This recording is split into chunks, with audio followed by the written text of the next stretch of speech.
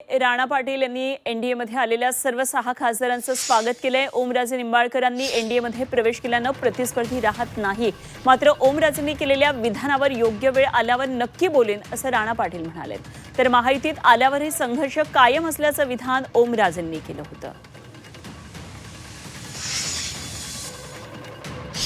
माझा आयुष्यातलं राजकारणात येण्याचं कारण मी कधीही लपवून ठेवलेलं नाही, मी कधीही झाकून ठेवलेलं नाही आणि माझ्या मतदारसंघामध्ये जे मी बोललोय त्या मुद्द्यावर मी ठाम आहे की माणूस कुठल्या का पार्टीनं असना, पण ज्याचा विचार नीच आहे, ज्यानं नीच कृत्य केलंय, अशा माणसाला माझा कायम विरोध असणार आहे आणि तो विरोध तुम्हाला इथून पुढच्या कालखंडामध्ये सुद्धा कायमस्वरूपी दिसत राहील। मी शपथ घेऊनच उतरलो होतो की अशा नालायक लोकांचं राजकारण संपवल्याशिवाय मी शांत बसणार नाही।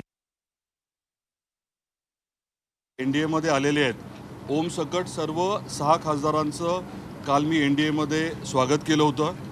मी हेही म्हटलं होतं की प्रतिस्पर्धी वगैरे आता विषय राहत नाही, कारण ओमने स्वतःहून एनडीएमध्ये प्रवेश केलेला आहे। त्याच्यानंतर जे काही भाष्य झालं त्याबद्दल मी जास्त काही बोलणार नाही।